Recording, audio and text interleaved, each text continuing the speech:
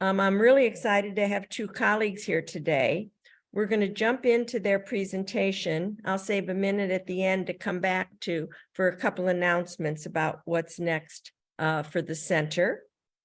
But right now we're going to move on, and I'm going to introduce to you Katie and Joellen. I've had the pleasure of working with both Katie and Joellen nationally because we're part of the Reframing Aging Initiative that you'll hear more about.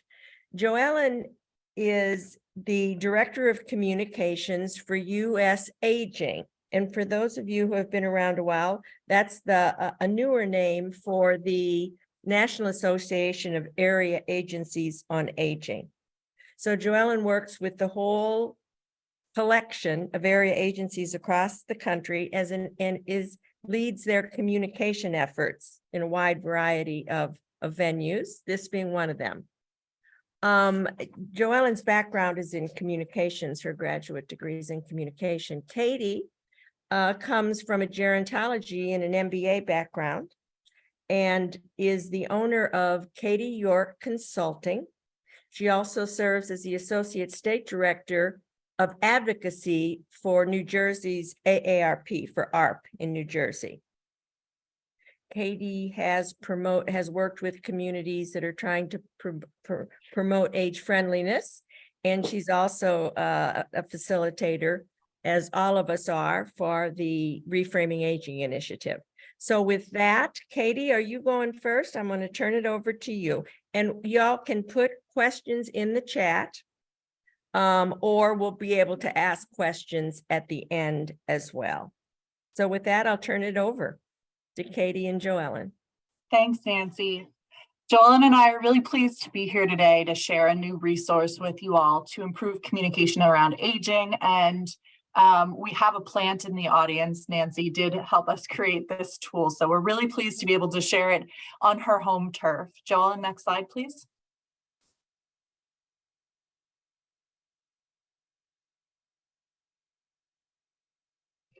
So today's objectives, our mission is really to help you understand about the National Center to Reframe Aging, which is where this work came out of. Show you how this guide makes it easy for you to get your message across using well-framed messages. And we ultimately, it's a little self-serving, we want to convince you to use this guide moving forward. Next slide, please.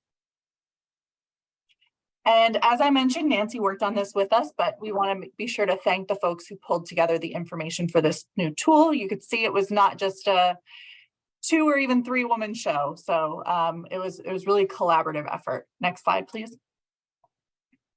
So what is the National Center to Reframe Aging? Well, this is a newly rebranded center. It used to be called the Reframing Aging Initiative. And then relatively recently, it was rebranded to the National Center to Reframe Aging. And it's a long-term grant-funded social change endeavor designed to improve or reframe the public's understanding of what aging means and all the many contributions older people bring to society. And the goal is that ultimately this understanding will counter ageism and guide our nation's approach to ensuring healthy and productive aging for all people across the life course. Next slide, please. Here is a glimpse of the leaders of aging organizations, or LAO. As a collaborative, this group got together and realized they had some stumbling blocks that were preventing them from advancing aging issues in public policies and programs. So in order to address that, they hired the Frameworks Institute. And the work that the Frameworks conducted underpins much of the information we are sharing today. Next slide, please. And you know, we would be remiss if we didn't include the funders. So these are 4 national funders who stepped up to support the initiative financially and by promoting the initiative's work within their own organizations and through their networks. Next slide, please. And we also have local and regional partners who promote reframing aging throughout their networks as well. Next slide. And I mentioned our partner in this endeavor, the Frameworks Institute. This is a research organization devoted to figuring out how to communicate about social issues so that social justice can advance. And they are a think tank. They conduct original scholarly research. So this work that we're sharing with you today is grounded in scholarly research. Next slide, please. And so this is where I take over for a little bit, and so I just wanted to, before we dig into the details of the communications guide, I wanted to take a little bit of a step back and talk about why we need the guide in the first place. Why did we need to publish a guide on telling the more complete story of aging? And so to help us answer these questions, let's look at what we learned when Frameworks conducted qualitative and quantitative research involving more than 12,000 people. They tested communication strategies among a nationally representative sample that included many demographic variables, and they conducted this research to learn what these strategies told us about what can shape our individual understanding of social issues, including race, ethnicity, socioeconomic background, age, political leaning, and so many other variables. And shocker, it turns out that the way we frame messages really can make a difference in how well people understand messages, which is a key part of social change strategy. And so why do we need to reframe aging? So, and what should come as a surprise to pretty much no one, when Frameworks interviewed experts and thought leaders who work in the field of aging, as well as members of the general public, they learned that people who work in the field of aging have a very different perspective on aging than the general public does. So that's what you see represented here on this slide. Look at how differently we might approach these questions depending on where we stand or sit. So should we approach aging as a battle to be fought with anti-aging creams or other ways to mask our age, or should we embrace aging as a natural progression of life's journey? Who is responsible for how well we age? Does it have to do with our individual choices, or are there other factors at play, such as maybe the social determinants of health? Who cares about ageism anyway? Is it really that much of a problem? Are there steps we can take or systems we can develop to help us thrive as we age? Or is it a decline or a deterioration of that's an inevitable part of aging? Are there steps? Or what's the role of public policy? Can our partner or policies and programs play a role in our well-being as we age or not? All of these are components that we needed to research and learn more about as we were developing all of this guidance. And so I don't think that we have to dive much deeper for us to all see that there's a mismatch between the ways that the general public views aging and the way that we, the experts in the field, view aging. But let's be clear, all of that said, we're members of the public too. So it's important to remember that we all have our own sort of reactions that are similar to what the public thinks about aging. So we've all got work to do, whether it's ourselves in our messages and also in convincing, using language to convince the public to think differently about aging. Okay, so what you see here is us getting back to talking a little bit about framing. Any communicator can tell you we've got hurdles to jump over. The biggest one is what you see here. It's called a you say, they think problem. And it's something that we're all familiar with. This happens when we say something that sounds perfectly reasonable in the office or with our peers. But when we take it back and talk about it with our family and friends, sometimes things sound a little bit different. People who don't work on these issues on a daily basis have a very different interpretation of what it is that we're talking about. So let's take a look at how we've used the term elderly. When we experts use the term, it's sort of our shorthand. We already know that we have knowledge, we have ideas, experiences about older adults. And it's just our shorthand. When we say elderly, it's kind of our shorthand for referring to older adults. But when the public, according to the Frameworks research, hears the word elderly, they automatically think of someone who is frail or dependent. Or that's my dog, sorry. And so that sort of tells us that that's not the message that we want to elicit or convey when we are communicating. And so that's why we're here today. We've got to find ways to tell a more complete story of aging. The rest of the story that the public, because they aren't experts, doesn't already know or accept. Aging isn't all doom and gloom. Being older doesn't mean that people suddenly become useless. We've got to convey that growing older has benefits for families and communities and society as a whole. And so these assumptions and beliefs about aging are the result of implicit bias, which is an unconscious response to certain topics like aging that we develop over the course of our lives. And these implicit biases lead to patterns of thinking that can influence our behaviors and our actions. And so here's another example of the you say, they think problem. Here, this is, and it's another thing to be careful of. It can backfire when we use statistics without the proper framing. So when we say, when we talk about the sheer size of the population, this can fuel anxieties about the costs associated with aging and the aging population. And so then our messages might end up shutting down motivation for tackling issues associated with aging, which is the opposite of what we want. So this is why framing is so important. It helps us avoid triggering unproductive patterns of thinking. And so here, I think we just need to keep in mind, framing is all about choices. We're all communicators, which means that we all have a responsibility to take care of how we are framing our messages. It's because we're framing, even when we don't think we are. We've always got to just remember that we might trigger certain thoughts when we use certain words. So we've got to just make sure that our patterns, the words we use, all of those things are influence all of what we're saying. So this means that we need to be intentional, we need to be deliberate, we need to know what to emphasize, how to explain it, and what to leave unsaid in our messages. And so how does framing work? How does what we say lead to just different changes? This slide really illuminates that. When a frame works, knowledge about aging increases, attitudes towards actions and solutions improve, and policy support for programs and funding grows.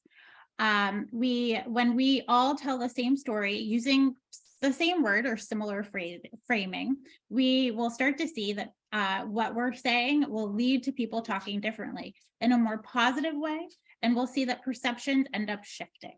And once this happens, we'll see the behavior change that we're all looking for. We'll see more support for the policies and programs that are advancing our work.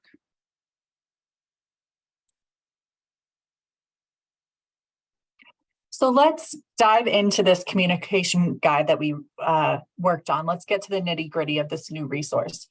There are 8 tips in the guide, including the information about the research that underlies recommendations, because we know sometimes when we make changes in our places of work in particular, sometimes we need to come up with our justification why. So that was a really intentional inclusion on our part to include the research that grounds these recommendations. Next slide, please.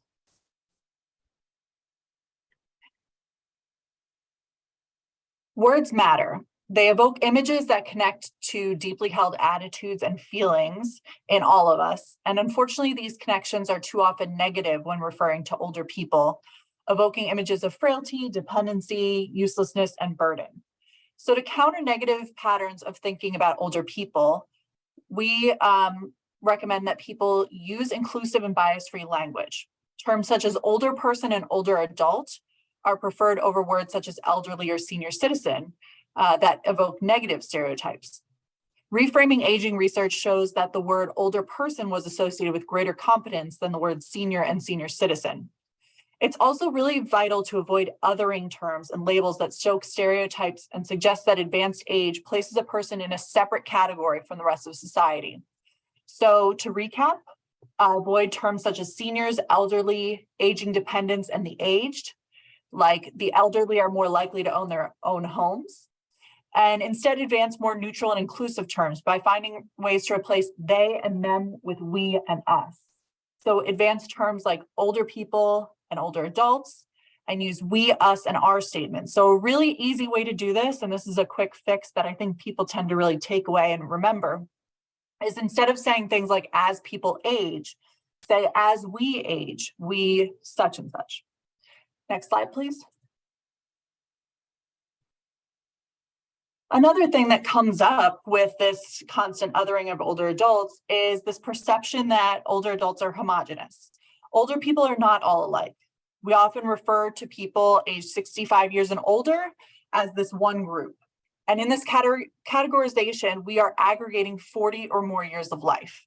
In fact, this group of people is very diverse and includes a wide range of health, social, and financial statuses. Given our diversity as we age, it is important to be as specific as possible by indicating the age range being considered, if it's an age range at all. So be specific about age when it is relevant. Avoid categorizing people into large age ranges. So for instance, avoid saying something like older adults reduce the amount of time behind the wheel. Advance being as specific as possible when age is relevant and using age groups that more accurately reflect the heterogeneity of older people. Advance something like drivers ages 50 to 65 or drivers ages 75 and older. For example, this study describes characteristics in a sample of African-American women 75 to 95 years of age diagnosed with arthritis. Next slide, please.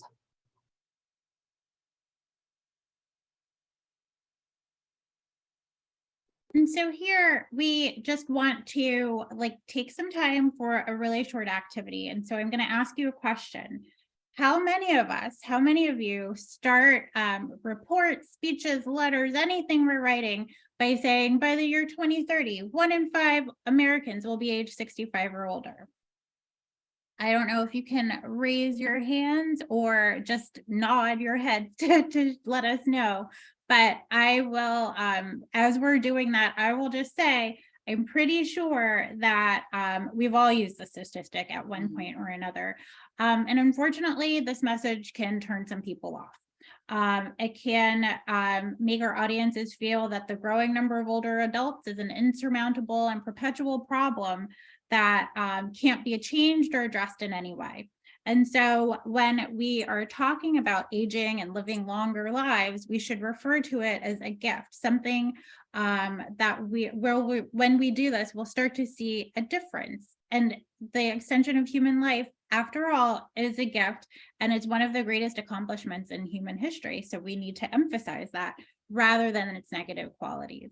And so the language, again, that we use emphasizes the opportunities that are inherent in longer, healthier lives, and it can inspire support for solutions that address the challenges of longer lives. So, but often we talk about demographic challenges relating to the growth of the older population as a crisis. We've all heard the term silver tsunami or age wave or graying of the aging population.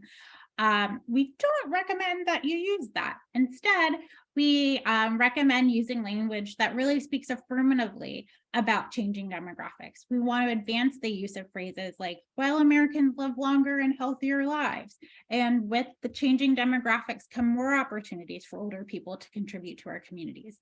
And here's another one. The number of older people the growing number of older people means more possibilities for intergenerational exchanges. So instead of using crisis language, which often evokes fatalism or pessimism and a lack of commitment to take action, we've got to remember how to explain how the numbers relate to our position. Remember that the size of the population isn't necessarily as important as the story about ways to improve quality of life for all people, no matter their age. So when we use language about achieving a just society for all, we incrementally grow commitment to solving problems and supporting systemic solutions.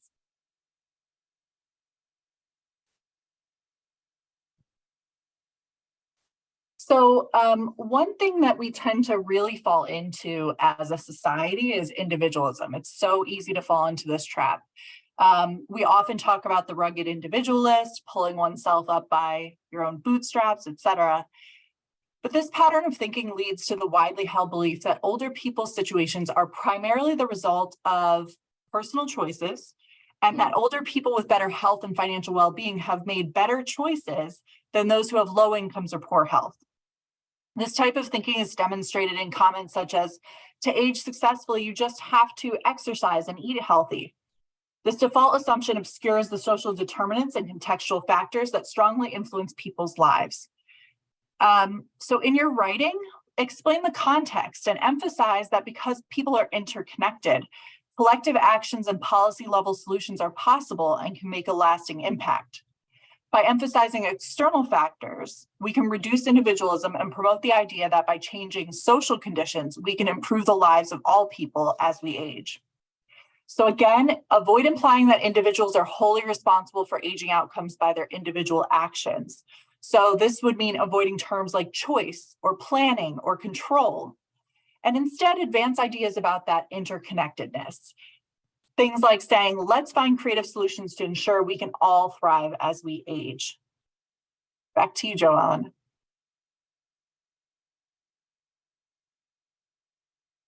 And so we really, as you see here, we need to talk about aging again as a dynamic process that can benefit society as a whole. So we need to make sure that we're emphasizing that aging is a continuous process of growth and change rather than focusing on aging as decline and deterioration. We're all aging every single day. This means that we need to use language that highlights and describes aging as a dynamic process that leads to new possibilities for individuals and communities. This will lead to negative attitudes about aging decreasing. In the face of fatalism, these ideas will inspire optimism and energy for new programs and policies to support our aging society. Avoid conflict-oriented words to describe aging experiences. Some of these words that you'd want to avoid include struggle, battle, fight, or similar terms like that pit groups against one another. Instead, we should advance a more realistic description of aging. So we'd say that aging is a dynamic process that leads to new aspirations, abilities, and knowledge that older people can share. Some of examples of this are by saying, as we age, we accumulate wisdom, insights, and rich experiences. This momentum moves us forward through our lifespan, and we can use it to move our communities forward too. Our communities are better when they include the full scope of energy, including the contributions of older people. So just for a second here, take a look at these, the two buses. Which one would you rather ride on? The senior shuttle or the one that says, we're transporting Boston's most experienced people? Two very different perspectives there when you look at the ways of that they're describing the two buses. I think really I know which one I'd want to get on, and that evokes a more positive message or attitude about aging. When I saw a senior shuttle, what in my mind, it was senior shuffle. Indicating that all the seniors are just shuffling along, even though it says shuttle very clearly, but yeah. Yeah, no, and that's just another reason to maybe use the messaging on the other bus. So, okay. On this next slide, we see here why another principle that we included in the style guide, always defining ageism when we are using the term. We're always going to, we can't assume that everyone knows what we're talking about when we say ageism or even what its impact is. The World Health Organization, according to them, they say ageism refers to the stereotypes, prejudice, and discrimination that are directed toward people on the basis of their age. These are reflected in how we think, feel, and act toward one another because of age. And I think for us, it's important to just remember ageism can be institutional, interpersonal, or self-directed. Institutional ageism often refers to the laws, rules, and social norms and policies or practices of institutions that unfairly restrict opportunities and systemically disadvantage individuals just because of their age. Interpersonal ageism happens in interactions between two or more people, while self-directed ageism occurs when ageism is internalized and turned against yourself. And this is kind of what I was talking about a little bit earlier when I said we've got to combat our own stereotypes that we have as we are using these practices. We've just got to continue to remember that those are things that we have internalized in ourselves, and just need to sort of reframe aging for ourselves too. And I'll just say, you know, ageism starts in childhood and is reinforced over time. From an early age, children pick up cues from those around them about their culture, stereotypes, and prejudices, and these are soon internalized. People see these stereotypes and use them to make inferences and to guide their feelings and behavior towards people of different ages and toward themselves.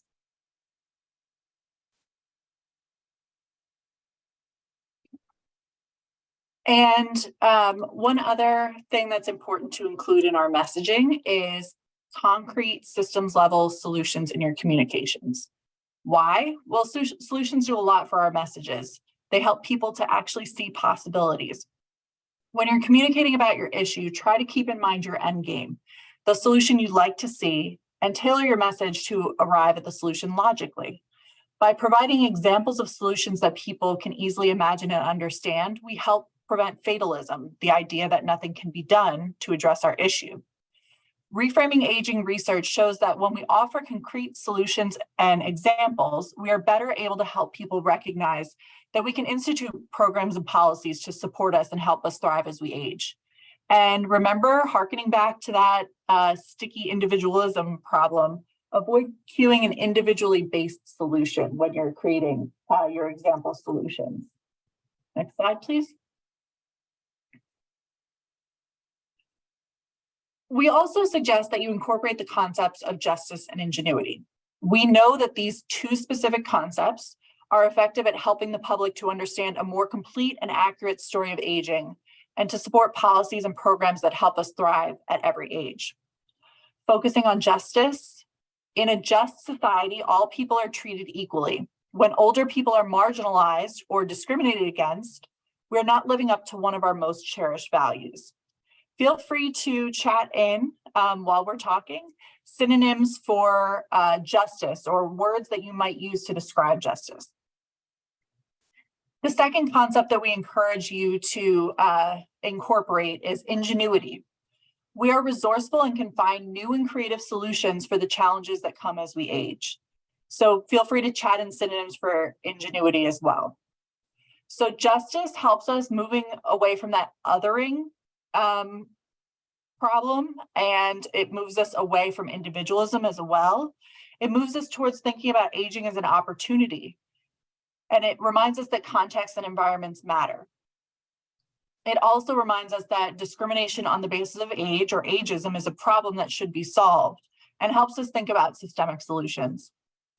Ingenuity moves us away from that fatalism thinking. We can be creative and come up with solutions. It also moves us away from that othering problem of us versus them.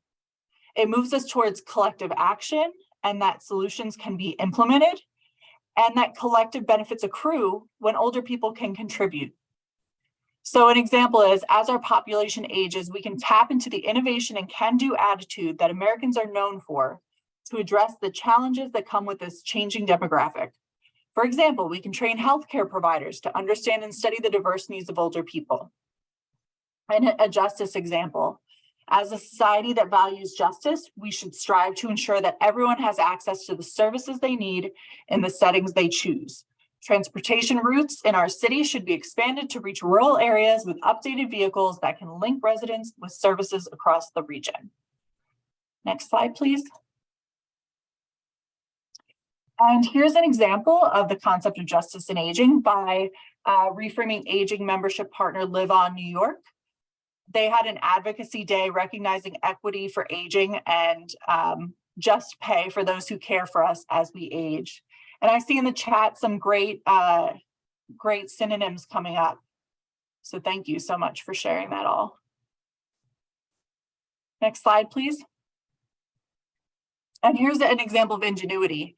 Changing the Narrative, which is another partner of the Reframing Aging Initiative, put their ingenuity to work and came up with a creative way to address negative birthday cards. If you've ever been in the birthday card aisle, you will see negative stereotypes and ageism out the wazoo.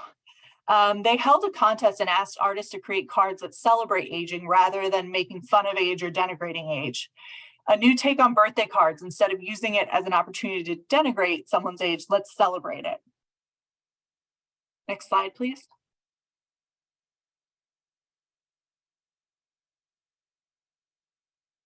Okay, and so here is an example of a well-framed message. This one is taken from the Ohio Association of Area Agencies on Aging. In it, I'd like to just take a moment for all of us to just look at it and look for examples of the communications best practices that we've been discussing. So I'll just stay quiet for about 10 seconds or so. And as you're doing that, think of, how does this description make you feel? Does it drag you down and make you feel that nothing can be done to help us thrive as we age? Or does it prompt a can-do attitude, one that shares that we can provide supports to all of us to live healthy, engaged, and secure lives? I'm going to go on to the next slide, which has this. There we go. So here, and this is, again, another example. It just shows how it's highlighted in here, the best practices, some of what we've been talking about. So instead of going us versus them, we say everyone is more likely to enjoy positive aspects of aging, like good health. And again, we're bringing in that collectivism. If we start to think a little bit differently about how we should, how we shape the places where we live, bringing in those perspectives there. And then again, we see a lot of the we language and making sure that adequate funding and systems and resources are dedicated to the full spectrum of supports.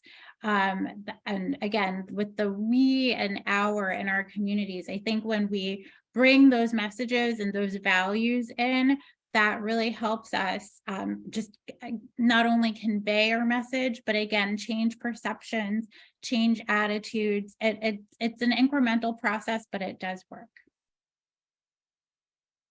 I'm going to go to the next slide. Here's an example of sentences found in an article about aging. I'll read it aloud. The population of seniors in the United States is expected to grow, as is the number of seniors who have a chronic disease or functional limitation. The current U.S. housing stock is ill-equipped to meet the needs of this population. By partnering with health service providers to link healthcare and housing and matching services and amenities to resident needs, local governments and housing providers can help these seniors meet their needs and age outside of an institutional setting. This is a pretty straightforward and I would argue common approach to discussing housing issues for older people. We're going to go to the next slide and think about what you see that could be counterproductive to our desire to find housing solutions. So let's read the reframe version. As our population ages, we can tap into the innovation and can-do attitude that Americans are known for to address the challenges that come with this changing demographic. The current U.S. housing stock is ill-equipped to meet the needs of older people and those with chronic disease or functional limitations. Now is the time to show our resourcefulness to help people thrive and remain rooted in their communities.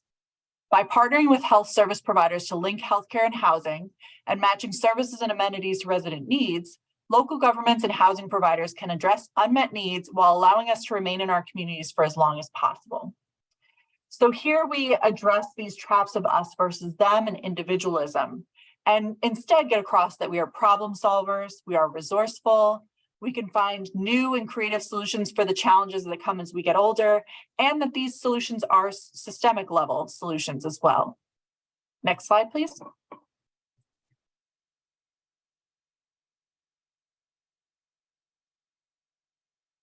And so here are just some of the tools from the National Center to Reframe Aging. So during this conversation today, we've been talking about the communications best practices, but there are other tools too.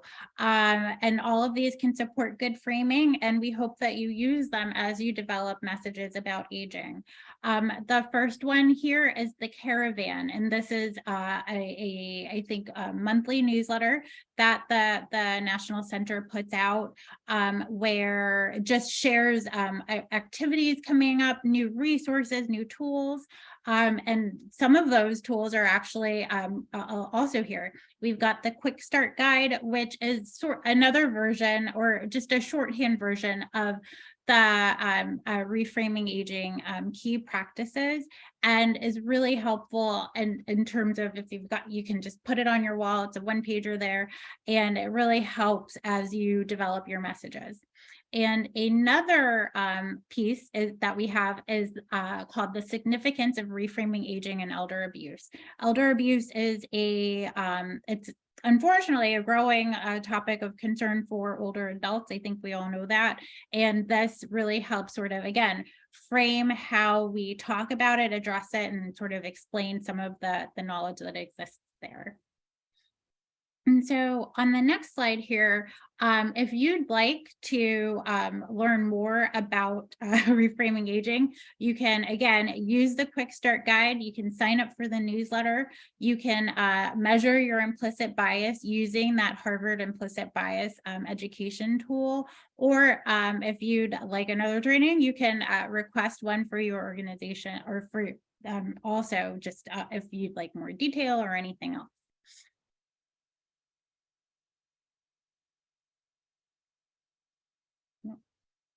And then here, you can also go to the Reframing Aging Initiative website, which is, I believe, www.reframingaging.org. Well, you'll find all of these resources. You'll be able to sign up for the newsletter and see all of the new pieces as they come out. So we're going to close out this formal part of the presentation with a video that helps to reinforce some of the points we made earlier. So.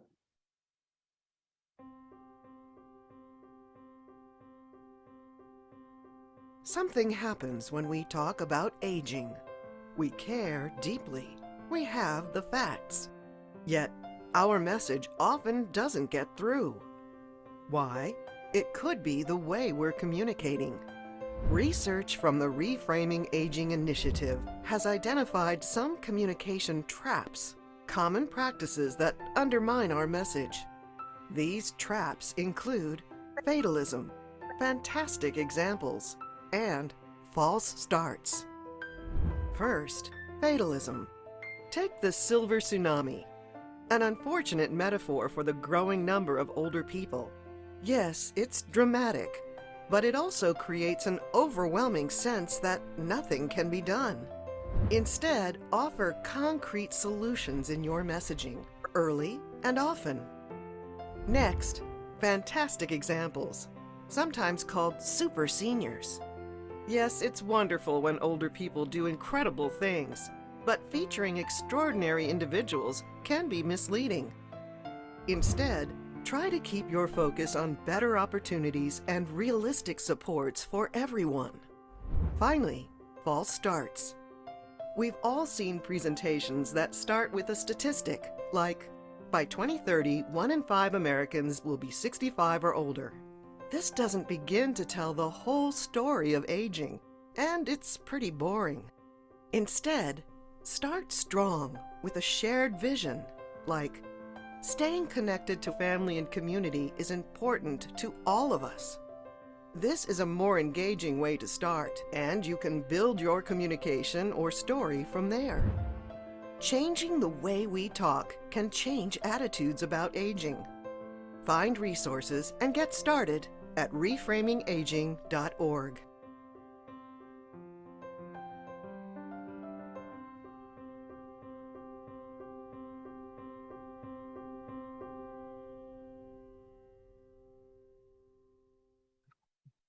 Thanks, Joellen. So now we have some time to open it up for questions. Terrific. Do you want to take the slides down, Joellen, so we can see people and see who might have a question for you all? I don't see anything in the chat, but I think the group is small enough. If people want to come off and ask a question, they sure can.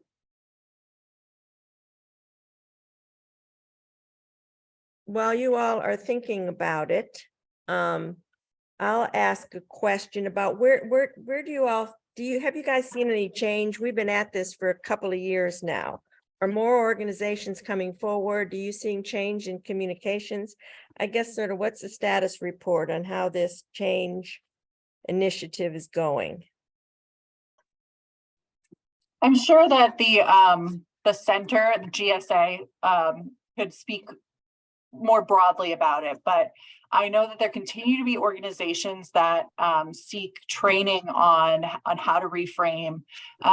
This communications guide has been getting out and around, and it's I think because we tried to thread the needle with it being something practical and useful, but also distilling down things that can feel a little ambiguous and on shaky ground sometimes. But we are pleased we're here today, right? So even more people, we're exposing even more people, sharing the Reframing Aging Kool-Aid. But I do think that we're seeing more people having interest here. But I also think there's a way to go. You know, this is a deeply embedded issue. Ageism is a discrimination that has been accepted for a long time. So that's definitely something that we're continuing to work on. It's an ongoing but fruitful effort, I would say. Mm-hmm. Joellen, I'm going to throw this next question to you because it's a hard one. You know, have these messages been tested across political lines? All the folks that Framework Institutes talk to, I don't think we've ever really kind of thought about this along political lines, but do you know? I believe initially it was just a broad spectrum of the public. We did include, or the frameworks did include demographic variables, but I don't know that they were, and certainly this was certainly conducted many years ago, but it wasn't, I don't know about if we got, you know, Democrats, Republicans, independents, things like that, but it did include a range of research in populations that have just different demographics. So I would think so, Right. to a degree. Yeah, I agree. I don't think there's been anything real specific on that. You know, that when we've done our trainings and workshops, that's not a division that comes up particularly. You know, maybe that's a good thing, that aging is so universally relevant, and people universally relate to it, whether they're older themselves or have, you know, or have older relatives. So that's one thing that I haven't noticed that much of. Thanks for that question, Nicole. Other questions? Does this seem hard to do this? To do this rethinking? I know a lot of you are grant writers and write articles, and I don't know if it was so much of a question. My biggest concern is when the discussion, when age is not even in the conversation, that there are a lot of other things listed as being important, but age is not even in the list. gotcha. And, you know, a lot of organizations, I don't think it's malicious. They just don't think about older adults in that context. And so also reaching out to them when we see that they haven't thought about it. Mm-hmm.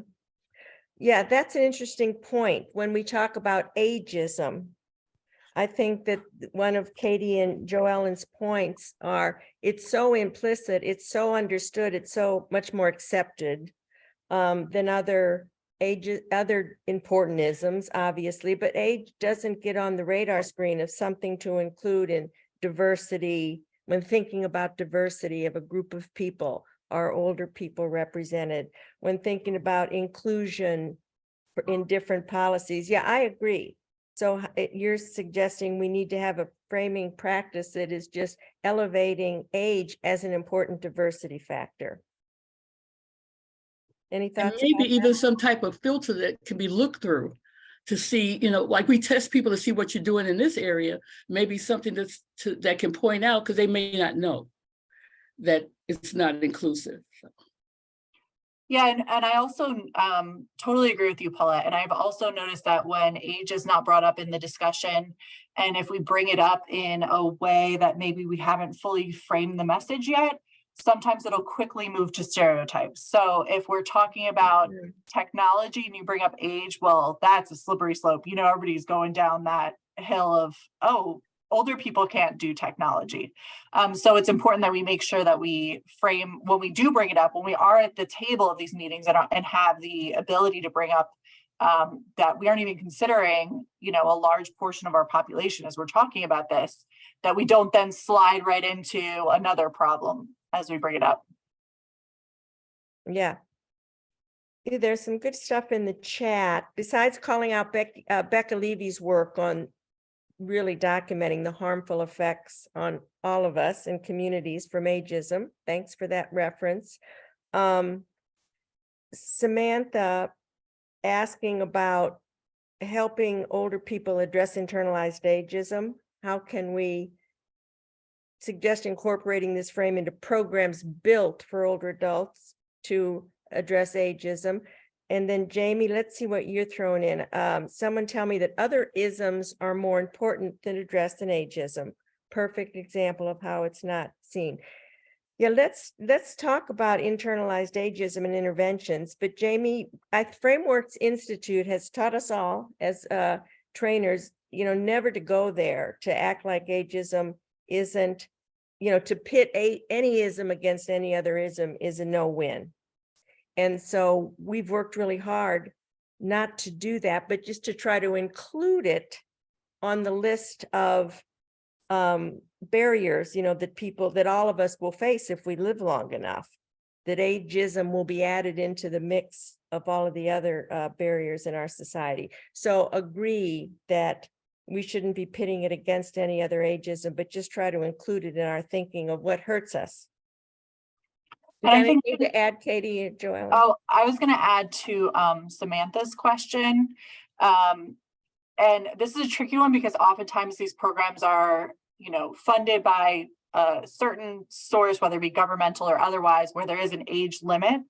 But that's where if there is an age related factor, using it as specifically as possible, but also using examples like as we age, our need to socialize with others does not go away. So using that inclusive language as a way to show that this is something that if it's not available to you now, will be available to you in the future. So. Yeah. And I don't know, Sam, I'd really like to talk someday about interventions to address internalized ageism. That's really been on our radar lately to help.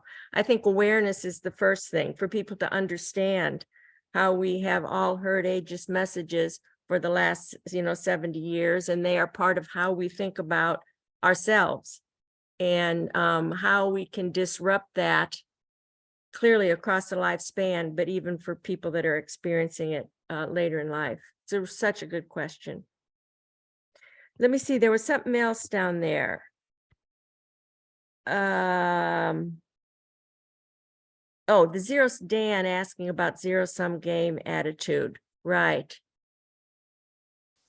I think the fatalism that we tend to view aging with really plays into that. And so it's like this perception that we're going to sink all our money into helping those old people. But there definitely is, anytime we talk about resources, there definitely is this perceived battle among groups. And so I think to the extent that you can use concrete examples and you have some solutions-based practices, to the extent that we talk about how this impacts us all and how contexts shape how we all age. So pointing out that, the investments that we make are shaping things for everybody, it's a good start. It really depends on the situation, what kind of solutions you want to use. But I think those things are all of the tools that we talked about are ways that we can address that zero-sum game and pointing out how having a population that's aging in our society is a beneficial thing. It helps too. Joellen, do you want to add anything? Well, I just build on your last point there that by focusing on both older adults and early childhood programs, that we are making the community a better place for all of us, which is what we want. We want to go away from that us versus them to thinking more collectively. So that, and that's one of the ways that you can do that, by just saying that doing this, having this program or whatever it is, makes society better as a whole. Mm-hmm. Yeah, it's really getting at the us versus them, the otherizing, that if it's them and it's us, and we're all part of a family and community.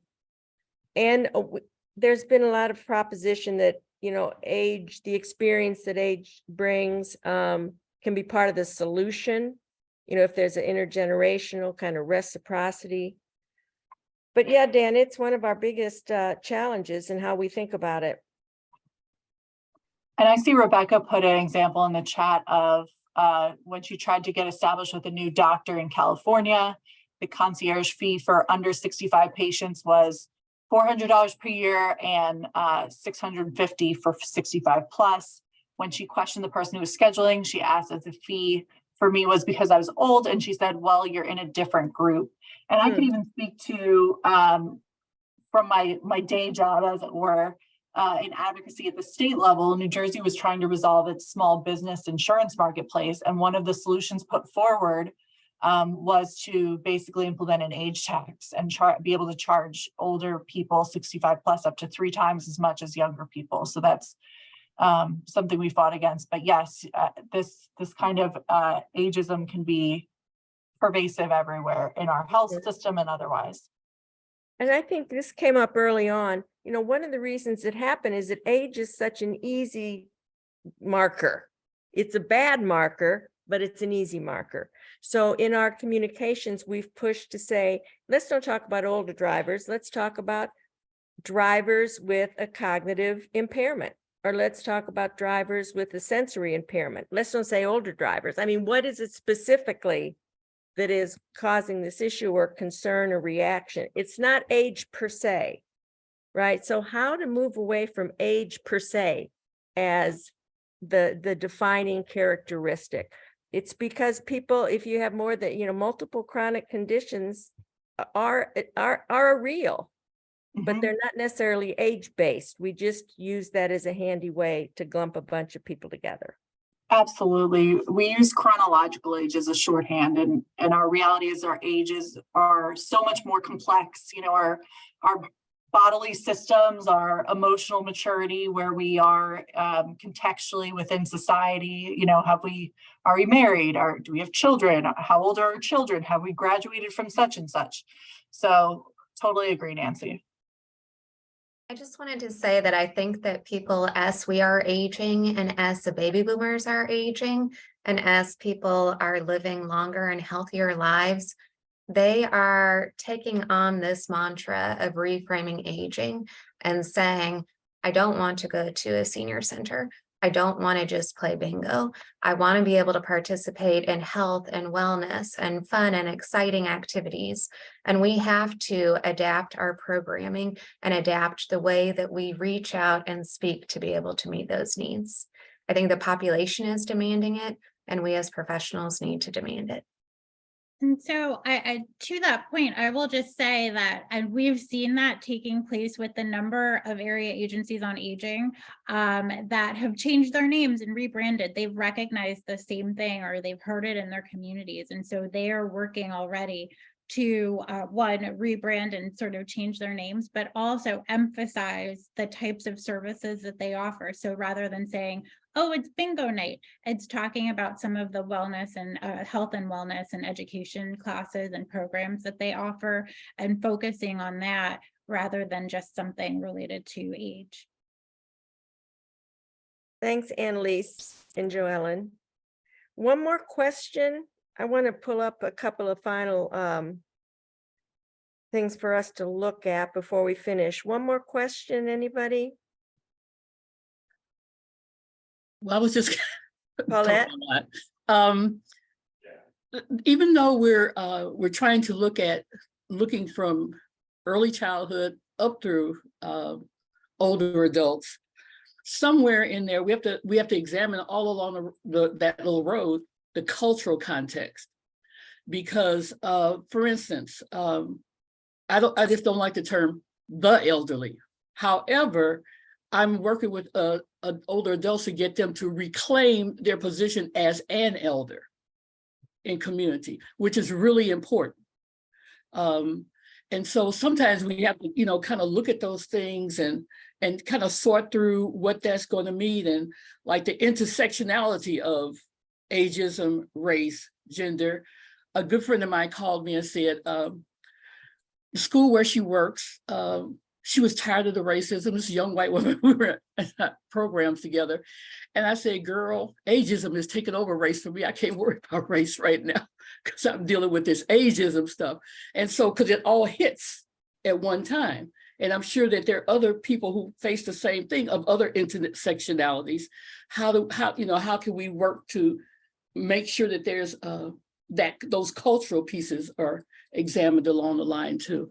Yeah, very good point, Paulette. Very good point. People in the DE&I world have argued that we can't go just lead with ageism. It has to be seen from an intersectional perspective, and we'll get a lot further. So thanks for that.